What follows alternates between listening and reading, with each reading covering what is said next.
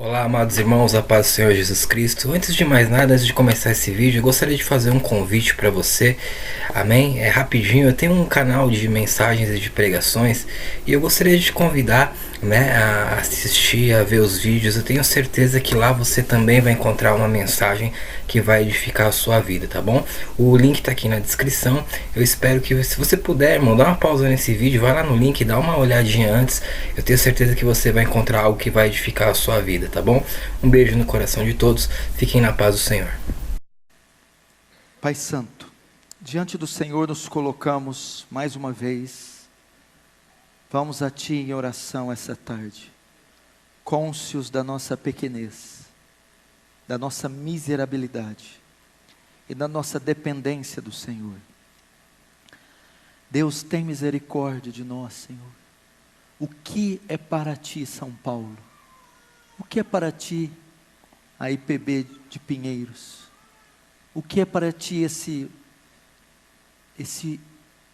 pequenino pedido que estamos fazendo?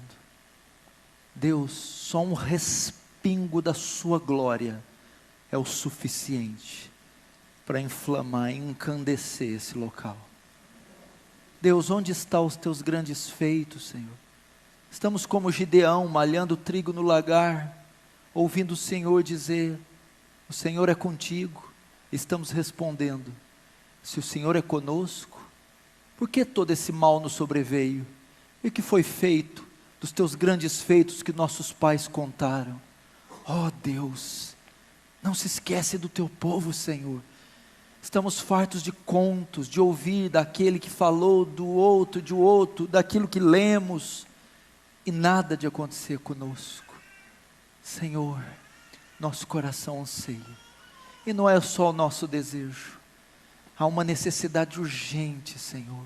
Nossa sociedade corrompida, carcomida, putrefada, só um avivamento, Senhor, vai sarar essa nação. Não é baseado no que eu peço, nas nossas justiças, mas nas Suas muitas misericórdias, na incondicionalidade do Seu amor, que é unilateral. Derrama da graça essa noite, de modo que Teu reino avance, que o Senhor receba glória para si, e que nós sejamos conformados à imagem do Teu Filho. Amém. Irmãos, tem tanta coisa para falar, que eu nem sei por onde eu começo. Eu preparei vários esboços para trazer aqui, mas eu pensei contar um pedaço do meu testemunho, do testemunho da minha conversão.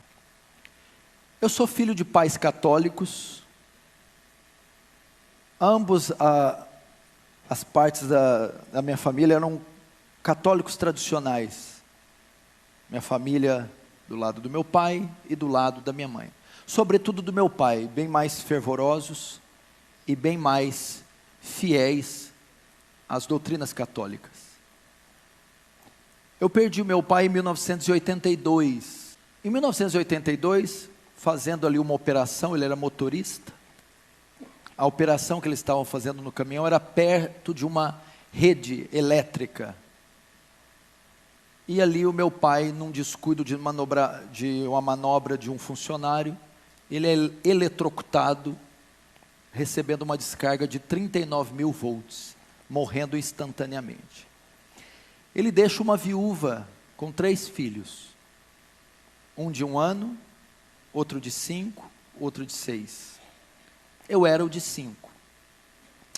Daí então, de 82 para frente, nós fomos criados sem pais, sobretudo nos princípios católicos, primeira comunhão, crisma, todo aquele negócio.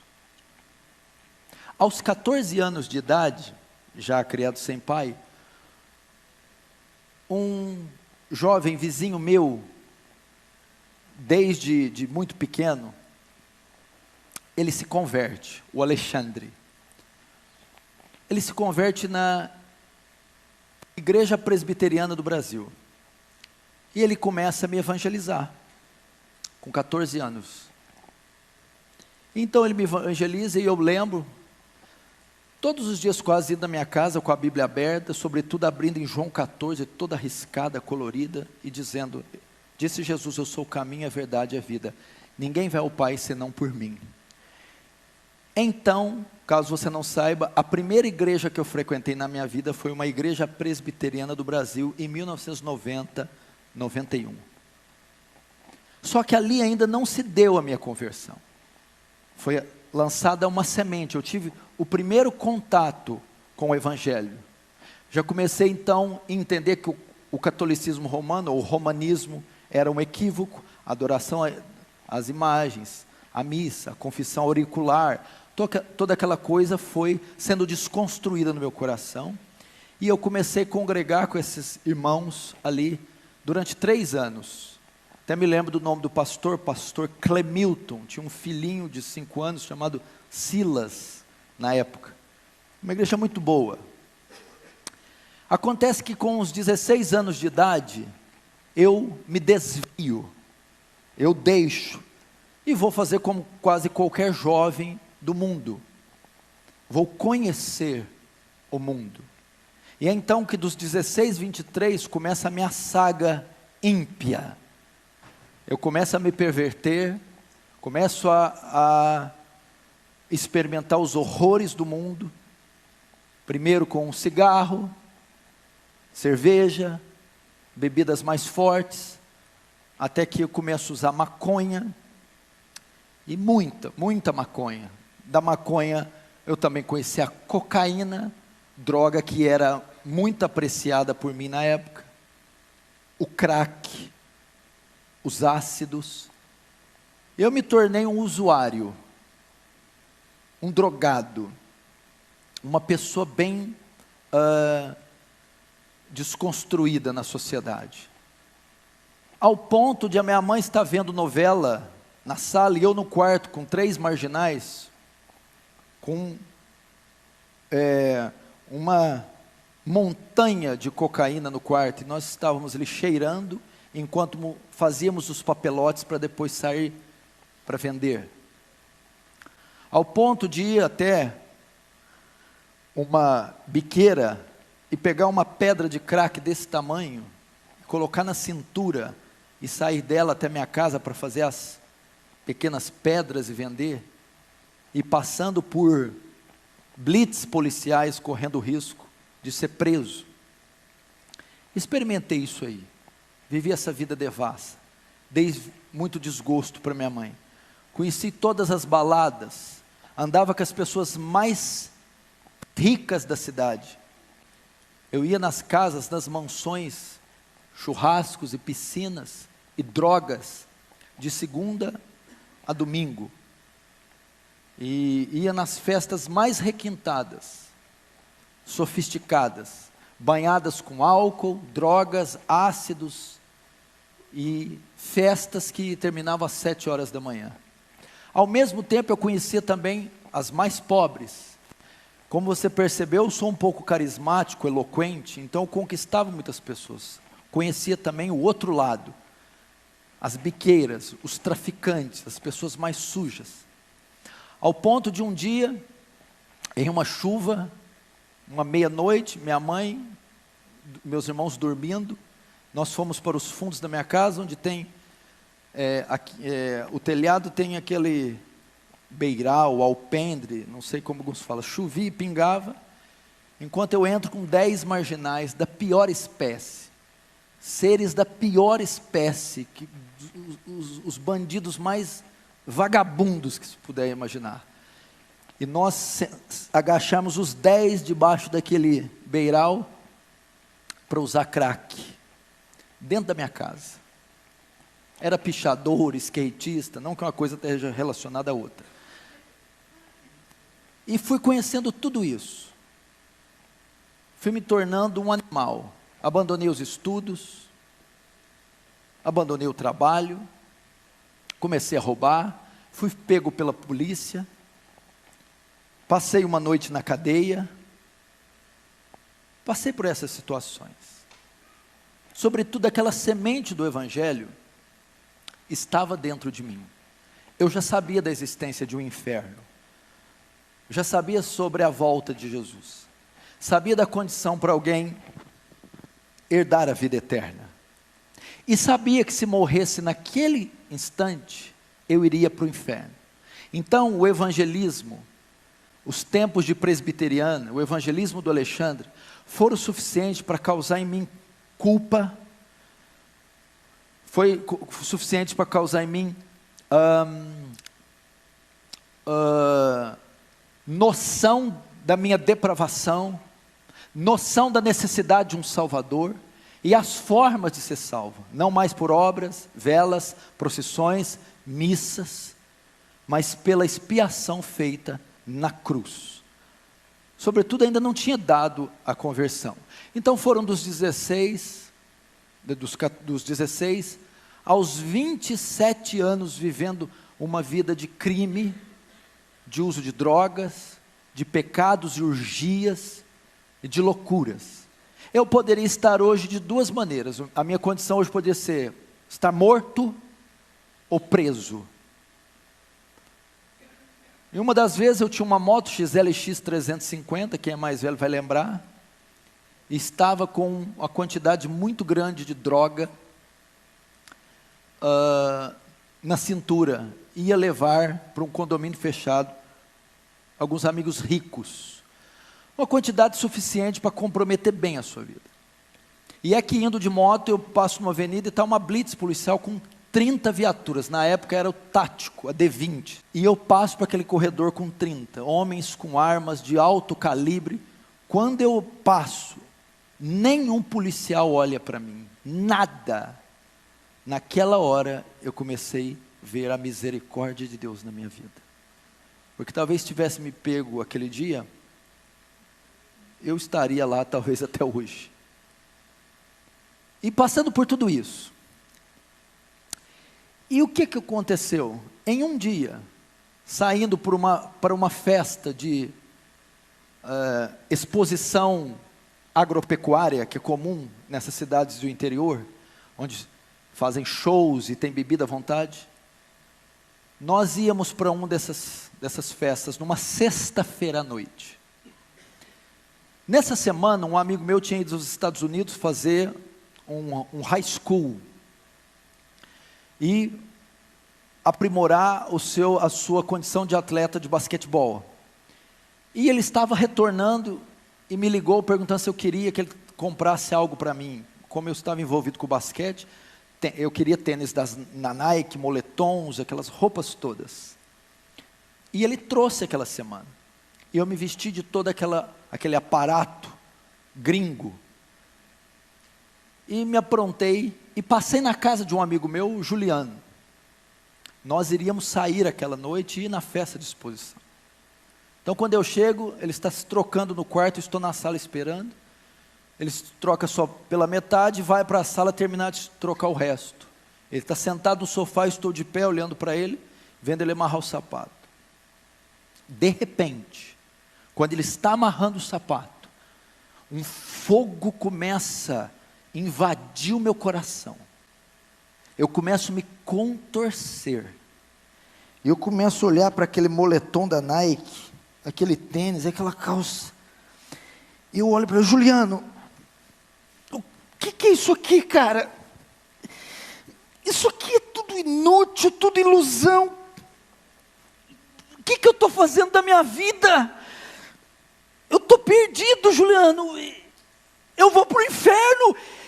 Eu preciso de Deus. Eu vou voltar a buscar Deus.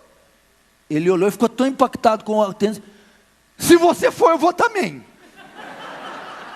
Falou desse jeito. Ali naquela hora, naquela sala, com 23 anos, eu senti convicção do meu pecado. Ali se deu a minha conversão, ali foi minha estrada de Damasco. Agora eu entendo perfeitamente graça irresistível. Resiste o quê? É impossível resistir. Ela me tomou naquela sala. O Senhor disse: eu vou dizer vem, e ai de você se não vir.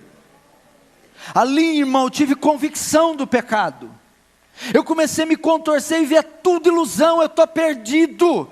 E eu comecei a repudiar aquelas coisas, aqueles valores e ver meu estado. Foi Deus e o Espírito Santo com a semente que Ele tinha plantado anos atrás. E aquela hora ela germinou. O que aconteceu? Mas nós ainda saímos. Estávamos tudo pronto, fomos para a festa. E aquela noite eu me lembro de não ter visto, ouvido nada. Eu fiquei como um zumbi o tempo todo. Voltei. Dormi. Sábado. O que eu fui fazer? O Alexandre. O cara que pregou para mim.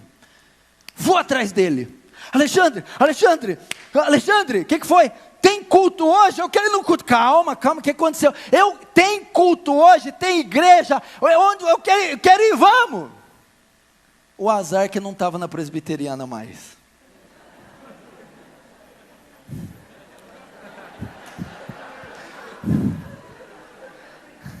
Ele tinha uma comunidade. Mas novo convertido não quer saber. Falou Jesus, ele está lá. Irmãos, era um culto de sábado, muito comum, culto da mocidade. E ele diz, tem culto dos jovens, vamos. Eu fui. E faz 20 anos que eu nunca mais saí. Se deu a minha conversão. Eu comecei a ir. Nisso, e tem que ficar registrado, nesse pequeno desvio de 7 anos, o Alexandre nunca deixou de orar por mim. Nunca desistiu da minha vida. Nunca. E toda vez que ele me encontrava, eu corria dele, ele me barrava. Volta. Volta. Eu acho que nunca ganhou outra alma na vida, só ganhou eu. Mas veja só que obra Deus tem feito. E Ele vai receber o galardão por isso. Mas eu nunca vi alguém insistir tanto com uma alma, orar tanto por uma alma, jejuar tanto, padecer tanto. Eu nunca vi como Ele fez comigo. Nunca. Se Ele tivesse desistido, talvez eu não estaria aqui. Então eu procurei, nós começamos a congregar, passou 2 meses, eu me batizei. Passou 2 anos, já me tornei líder de jovens, já vi que tinha o dom, o talento de me comunicar, de fazer orações e de expor a mensagem do Evangelho. Agora, o que tem a ver com o tema avivamento? O que eu quero deixar para vocês? Neste período, Deus me privou da parafernália teológica, de tantas outras coisas que a igreja brasileira ia conhecer na década de 90 ali. Kenneth Hagin, Benny Hinn, os movimentos de dente de ouro, aquelas unções, aquela coisa toda. Eu assisti uma pregação em VHS. Essa pregação é de um pastor pentecostal. Nessa pregação ele cita nomes como David Brenner, John Knox, John Wesley, Hudson Taylor, e ele disse, compre os livros desse homem. Foi então que nesse momento eu tive contato, já no meu primeiro ano, com a fé, mais a piedade do que a teologia desses homens, mas eu tive contato. Então a minha vida foi toda influenciada por David Brenner, Hudson Taylor, William Carey, Jonathan Edwards e todos esses heróis da fé. E eu percebi algo quando eu li os livros deles. Depois eu conheci um outro livro que é o Heróis da Fé, do Orlando Boyer. Então ele vai falar de Dwight Lyman Moody, Martinho Lutero, Jerônimo Savonarola, Jonathan Goforth, David Livingstone, os grandes vultos que a terra conheceu depois dos apóstolos. Homens que eu não preciso, dispenso comentário, quem não se lembra do grande despertamento da Nova Inglaterra, e o sermão Pecadores nas mãos de um Deus irado, de Jonathan Edwards. Missões no interior da China, quem não se lembra?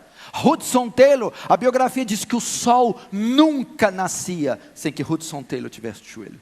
David Brenner, morreu tuberculoso com 29 anos, ele cuspia pedaços do seu próprio rim. E eu notei algo nesse primeiro ano.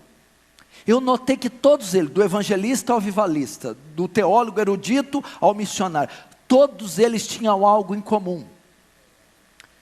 Eles eram homens de oração. Todos, sem exceção. Todos. E eu comecei então a entender que o que os pastores da igreja que eu congregava traziam, as suas mensagens, eram até que bons, mas eram muito superficiais. Passei a basear a minha doutrina, a minha fé, na doutrina, no estilo de vida destes homens. Então daí eu passei a desenvolver uma vida de oração, e Deus me concedeu graça. Você quer saber como nasceu a Igreja Aliança do Calvário? Como nasceu o Ministério Defesa do Evangelho? Como nasceu o ministério do pastor Paulo Júnior? De joelhos, de oração. Tudo que eu tenho, tudo que eu sou, é óbvio, eu não vou escorregar aqui, é pela graça de Deus e uma ação soberana, mas de joelhos, através da oração. Foi então que eu comecei a aprender a orar. E eu me lembro quando eu consegui orar a primeira vez por 1 hora, a vitória que foi. Mas Deus não ia parar por ali. Então nós começamos. Eu trabalhava como cameraman das categorias de base do time de basquete de Franca. São 8 categorias. Eles começavam a treinar 1 da tarde e de hora em hora intercalava as categorias até o time principal às 7, 5. O que eu fazia? Então Deus começou a desenvolver algo. Eu ia até eles, como eu filmava e depois vendia as fitas. Eu ia até os treinos, subia até a arquibancada, do lado esquerdo era o banheiro feminino. O banheiro feminino é só utilizado em dias de jogos. Eu entrava naquele banheiro, dobrava os meus joelhos enquanto escutava o barulho do tênis e da bola, e das categorias dos times entrando, jogando, saindo, e eu orava, porque eu fui influenciado por esses homens, e eu ouvi que John Knox dizia: dá-me as almas da Escócia, senão eu morro. Então lá dentro daquele banheiro eu começo a dizer: dá-me as almas do basquete, senão eu morro. E eu ficava ali 1, 2, 3 horas dentro do banheiro feminino enquanto eles oravam. E você sabe que eu transpiro muito, estava molhado. E quando eu saía de lá, o banheiro em cima, descia a arquibancada, a quadra embaixo. Eu descia e depois ia pregar para eles. Foi que então começaram a haver conversões no meio do basquete, atletas, pessoas envolvidas. Haviam técnicos, massagistas, haviam preparadores físicos, atletas, e eu comecei a desenvolver o ministério de evangelismo através deles. E foi havendo conversões, e foi acontecendo um movimento, e a igreja, o meu ministério surgiu num pequeno despertamento entre os atletas e os jovens. E foram convertendo os jovens naquela época, e se tornando um grupo que passou a me acompanhar. E tudo em oração, e eu orando ali. E esse grupo, nós começamos a fazer vigílias de oração. E nós fazíamos vigílias de sexta-feira para o sábado, do sábado para o domingo, da meia-noite às 6 da manhã. Eram 5 jovens que faziam, fruto desse despertamento entre os atletas. Eram 4 mais eu, e nós oramos da sexta para o sábado, do sábado para o domingo, até às 6 da manhã. Fizemos isso durante anos, e hoje são pastores da Aliança do Calvário. 90% daqueles que estavam comigo são hoje os pastores que estão comigo. Deus me ensinou a orar.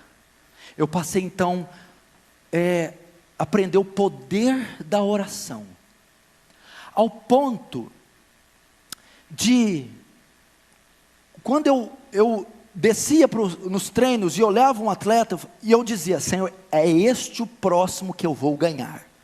Então eu começava um período profundo de oração, até que ele se convertesse, e eles se convertiam. Deus foi me dando, me dá almas. Eu fui aprendendo a orar e buscar. Comecei a colocar uma lista de almas colada no meu armário, com 50, 60, 70 atletas e almas e ímpios, e orava todos os dias, um por um: dá-me estas almas, e o Senhor foi me ensinando. Eu comecei então a passar noites e noites em claro, orando. Aprendi a orar 1 hora, 2 horas, 3 horas, 4 horas. Ele me concedeu graça, não foi por mim, mas eu estou dizendo que é possível coisas como essas. Deus faz isso com gente comum como eu e você. E depois eu comecei a dizer: dá-me as almas dessa cidade, senão eu morro, não importa o que achem de mim. Talvez os teólogos não vão gostar dessa pregação, aliás, eles não gostam de muita coisa, né? Mas foi exatamente isso que Deus fez, e eu fui vendo os frutos, e um despertamento, e outras almas foram se convertendo, e essa igreja nasceu fruto de um despertamento, e de dias, meses e anos de joelhos, e jejuns, orações, e Deus foi acrescentando, e as almas foram se convertendo. Me lembro quando eu preguei o meu primeiro sermão.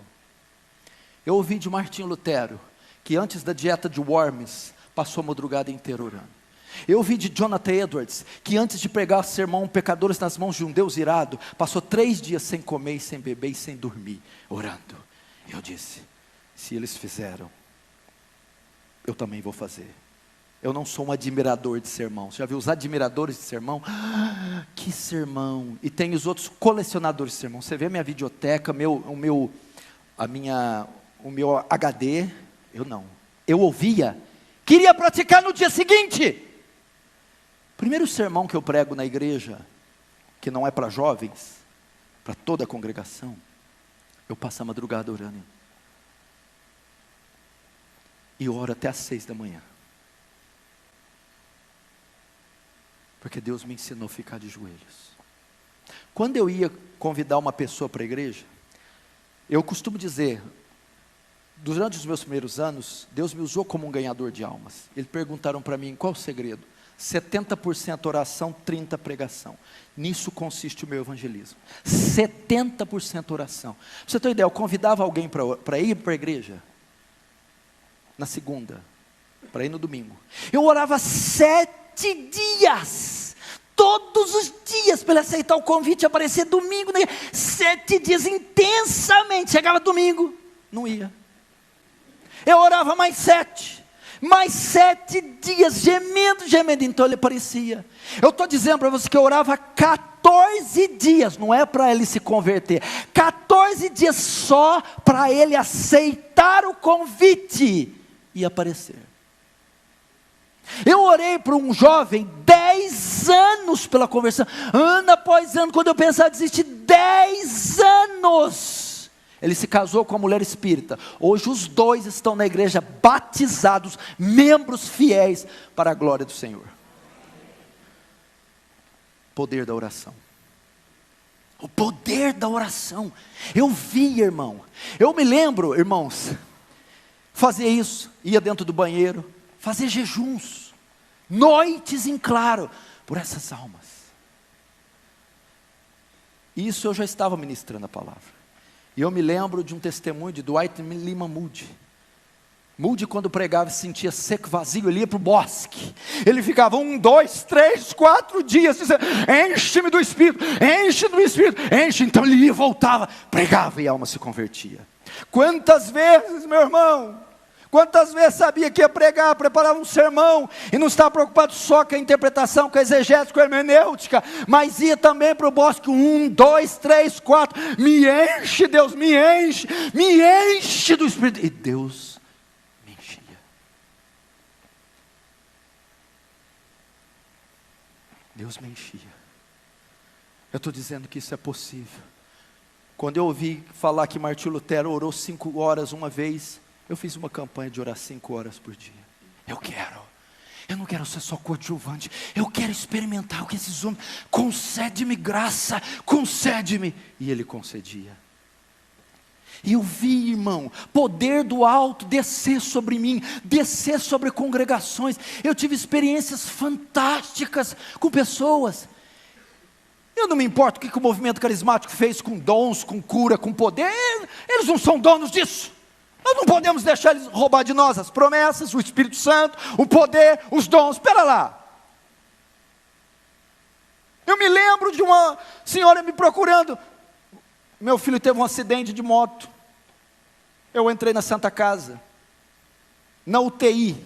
O médico me deu permissão para entrar. Tinha uns 15 cadáveres, todos com o aparelho, todos nus, destroçados. O médico falou, todos que você está vendo aí, pode morrer a qualquer momento. Fui até o jovem, ele estava com um tubo dessa grossura, no pescoço, todo estropiado. Eu peguei na mão dele, e eu disse, se você está me ouvindo, aperte a minha mão. Ele apertou milimetricamente, quase imperceptível, mas eu vi que ele estava ouvindo. Eu orei por ele. Eu orei por aquele jovem. Senhor, tem misericórdia dessa alma moribunda. No outro dia ele saiu do coma. Passou algumas semanas, ele foi lá na igreja com toda essa parte costurada, me agradecer. Porque Deus faz tais coisas. Avivamento é isso, é poder, é milagre, é incontrolável, é inesperado, é algo soberano, e Deus despeja o seu poder. Mas muitas vezes o faz através dos joelhos. E Ele me concedeu essas coisas.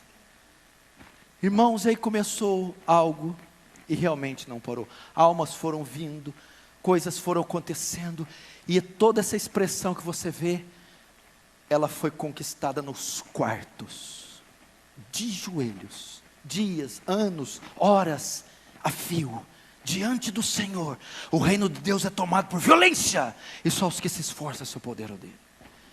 Eu ainda tenho outros testemunhos interessantes com a oração. Muitos podem rir, mas hoje eu não estou me importando. Eu nunca falei isso em conferências, não falo isso em conferências, mas hoje, pela permissão do Espírito, eu senti vontade de falar. Teve uma ocasião, como eu trabalhava com filmagem, eu fui contratado para fazer um evento para um instituto infantil muito importante, numa escola. Iriam comparecer mais de 400 pessoas, vereadores, bombeiros, a polícia militar e algumas escolas, em uma quadra poliesportiva. E eles me convidaram, contrataram para fazer a filmagem. Tudo bem, eu aceitei. Depois ele me liga mais tarde, só que tem que ser com 2 câmeras. Tudo bem. Eu não tinha essa câmera. E era algo muito sério. Eu falei, Senhor, o que eu faço? Eu não tenho essa câmera, meu Deus. E eu fiquei aflito e procurei, não consegui achar outra câmera. Era uma sexta-feira, o evento era sábado, meio-dia. E eu fiquei aflito, e nada. Chega 2 horas da manhã, eu acordo, levanto e oro desse jeito. Senhor, eu não tenho condições de fazer esse trabalho, porque eu não consegui essa câmera. E eu não quero envergonhar seu nome. Deus, adia este evento, até que eu consiga uma câmera. Fui dormir. 9 da manhã o cara me liga, o empresário. Paulo, tá de pé a filmagem? Tá. 10 horas eu vou para o ginásio. 400 pessoas, bombeiros, vereadores, aquela coisa toda. Eu chego lá 10 horas, passa 11 horas, 10 horas não tem ninguém, 11 horas. 2 alunas e um bombeiro. Todo aquele negócio, tudo aquilo. Meio-dia, nada. Meio-dia e 40, nada. 1 hora eu li na câmera já entendendo o que aconteceu. Eu estou ali ajustando, e ele chega para mim, Paulo, pois não? Bom, você deve estar percebendo que não veio ninguém. Você não quer adiar a filmagem, não? Quase que eu falei, não, imagina. Irmãos, 400 pessoas, não apareceu ninguém.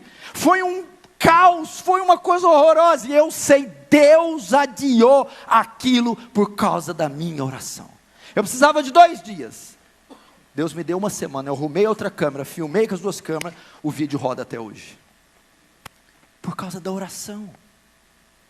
Coisas pequenas mostram o poder da oração. Certa feita, eu estava com uma dívida muito alta. E o meu trabalho tinha fracassado, eu perdi clientes, eu não consegui mais vender, eu não consegui mais trabalhar. E as dívidas foram indo, e até que meu nome foi protestado. E alguns carnês, na época dos carnês, né, você deve lembrar. O que eu fiz? Tem um bosque, um vale, perto da minha casa. Eu fui lá à noite, me ajoelhei na terra, e coloquei todas as minhas dívidas. Estou falando o que eu fiz, não sei como você vai julgar. E me ajoelhei. E não era por desonestidade, não era por má fé, simplesmente aconteceu. E eu comecei a chorar: Senhor, eu estou envergonhando o seu nome. Aqui estão minhas dívidas, e eu não tenho condição nenhuma de pagar. Tem misericórdia. Lembre, meu maior desejo não era a dívida em si, é de estar envergonhando o nome de Deus sendo um cristão. E eu lembro que eu joguei aquilo num ato até estranho no chão, e me ajoelhei diante, falei: Senhor, tem misericórdia. Então, todas essas dívidas. Terminei de orar, recolhi aquilo e fui embora. Passou uma semana, termina um culto, o irmão vem até mim, com um cartão na mão. Esse é meu cartão, com um papelzinho, essa é a minha senha. Tem X naquela conta, pode pegar que é seu. Era o valor exato da minha dívida. Eu lembro que eu paguei, limpei meu nome, para nunca mais ele estar sujo. Poder da oração, meu irmão. Quantas coisas Deus nos fez. Me lembro de outra feita, de uma situação envolvendo parentes meus, que eu não vou falar o nome, de um jovem molestando uma senhora, e oprimindo, e molestando, de forma muito pesada da minha família. E eu, como a nossa igreja está repleta de advogados, eu vou mover uma ação contra essa pessoa, não tem cabimento explorar isso. E estava tudo resolvido, a papelada pronta, porque ele não parava de ir até ela e molestá-la. Chegou meia-noite, eu dormindo, meu coração pesou. E algo me dizia: se você fizer isso, ele nunca mais vai olhar na tua cara, você perde um parente para o resto da vida. Falei: meu Deus, é verdade. E o que se faz nessa hora? Ora. Senhor, que eu não preciso usar esse recurso para acontecer essa tragédia, Senhor. Deus, resolve isso, afasta esse jovem dessa mulher. Nunca mais foi atrás dela. Sumiu. Eu não precisei usar esses recursos. Eu estou mostrando para você o poder da oração. Muito vale a súplica de um justo por sua eficácia. Coisas que você pode até rir, por exemplo, essa outra. Irmãos, eu estou dizendo que eu sempre usei a oração. Eu lembro quando eu fui trocar o meu carro, um carro 94 para um 2000. Pensa bem, não era lá essas coisas. Eu orei 3 meses para não cometer, porque pobre, você já viu, errou, acabou. Mas eu coloquei diante de Deus 3 meses. Não deixa eu fazer a escolha errada, eu ser lesado, passado para trás. E orei. Mas eu estou dizendo que nessas coisas simples, eu coloquei diante de Deus. Não me deixe errar. Para que isso, uma coisa simples, imagina uma coisa grandiosa. Foram as experiências que Deus me deu. Entupiu a casa da minha mãe, os canos. Uma casa que eu pedi para ela, nós éramos muito pobres. Deus concedeu um sobrado, uma coisa bonita, entope um cano, eu chamo um desentupidor. Chega, imagina um troglodita, gura cheio de marreta, de martelo, e ele olha tudo sobrado e vê o cano, e fala assim: ó, querido, ó, vai ter que arrebentar tudo isso aqui, subir aqui pela escada, eu vou arrebentar a sua casa. Imagina um cara com barba cerrada, devia pesar uns 120 quilos, ele ia quebrar a casa. E eu vou começar a quebrar. Porque eu sei que o cano vai daqui, passava por um carpete, passava por azulejo, por piso, subia a parede, fazia tudo. E eu, calma, aí ele: não, preciso quebrar, vou começar a arrebentar aqui, Aí ele lá: posso começar a quebrar? Eu: espera aí. Isso estava na cozinha. Eu fui para a sala, dobrei meus joelhos. Senhor, essa foi a casa que o Senhor deu para minha mãe. Não deixa esse homem destruir ela, não. Eu estou te dizendo, Senhor, faz esse homem achar o lugar certo. Voltei, isso foi uns 2 minutos de oração. Tudo bem, meu senhor, pode começar a quebrar. Do lado da cozinha, onde estava entupido, tem a garagem que fica de fora. Ele olhou bem: eu estou achando que eu vou começar a quebrar aqui fora. Ele quebra um piso, nada. quebra o segundo, vê uma marca branca, é o cano. Pega uma picareta e faz assim, quando ele faz, é aqui que está entupido, não vai precisar quebrar nada. Eu estou te dizendo, meu irmão, para mostrar para você que a súplica por coisas pequenas, pode ser até paupérrimas para você. Eu estou te mostrando que um homem que prega no Brasil e no mundo todo, tem testemunhos simples, até cômicos, de oração. O que Deus pode fazer? Pastor, o senhor não está excluindo a soberania e a graça de Deus? Meu irmão, sabe como alguém demonstra a soberania de Deus? Quando ele ora. Porque quando ele ora, ele mostra que ele não consegue fazer nada. Que ele não dá um passo à frente. Que tudo depende de Deus. É pela graça, é pela misericórdia, é pelo poder de Deus. E foi por essa razão que eu orei todos esses anos. E eu quero dizer que a minha vida, o Ministério da Defesa do Evangelho, a Aliança do Calvário, foi obra de um pequeno avivamento, um avivamento local, e fruto de jovens, homens, que dobraram seus joelhos e creram no poder da oração, no poder, no que a oração é capaz. E eu quero dizer a você, não sei de onde você é, qual cidade, mas você pode fazer o mesmo e dizer: dá-me as almas de São Paulo, senão eu morro. Dá-me as almas do Rio de Janeiro, senão eu morro. Dá-me as almas de Brasília, senão eu morro. Dá aos meus filhos, senão eu morro. Meu marido, senão eu morro. Meu irmão, a rainha da Inglaterra dizia: eu não temo os exércitos escoceses, eu temo as orações de John Knox. Se você souber o poder que a oração, é isso que o pastor coreano está aqui ensinando. O poder que a oração tem. Ore, aprenda a orar até que fogo do céu desça, até que Deus nos avive, até que Deus levante esses ossos secos e o torne um poderoso exército. Eu sei, nós já temos grandes expoentes da fé reformada, grandes seminários, grandes títulos publicados. Eu sei, isso é excelente, mas você já está farto disso. Você precisa ouvir o outro lado também. Precisa ouvir que John Knox, uma grande mente, ficava de joelho, que Jonathan Edwards gastava 13 horas por dia com as escrituras, em oração em cima do seu cavalo. Como o Dr. Lloyd Jones dizia: lógica em chamas, ortodoxia e piedade, teologia e paixão, conhecimento e fogo. Aprenda a orar. A oração não conhece fronteiras, não conhece barreiras, não conhece sexo, extrato social. Qualquer um pode executar. É tão simples e tão fácil que uma criança pode fazer. O que você no seu quarto é capaz de fazer? Você muda contextos, reis, você muda leis, estações ali de joelhos. Onde o seu braço não chega, a oração chega, meu irmão. A força que você não tem, ela dá, ela levanta, ergue, santifica, ela dá conhecimento, graça. Aprenda este ofício majestoso, e com esse simples, humildes, cômicos testemunhos, aprenda a orar. Vamos ficar de pé.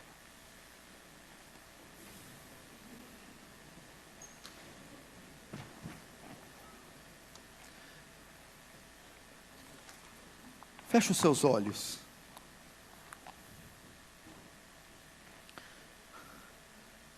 Senhor Deus, ensina-nos a orar, Senhor. Os discípulos do Senhor chegaram até o Senhor e disseram: Mestre, ensina-nos a orar. Irmão, avivamento tem muito a ver com oração. Senhor, faça como David Wilkerson. Diga assim: Senhor, quebra as minhas rótulas se necessário, mas me mantém de joelhos. Você que é mãe, peça para Deus: me faz uma mãe intercessora, uma esposa intercessora. Você que é pai, oficiais, pastores, presbíteros, para suas congregações,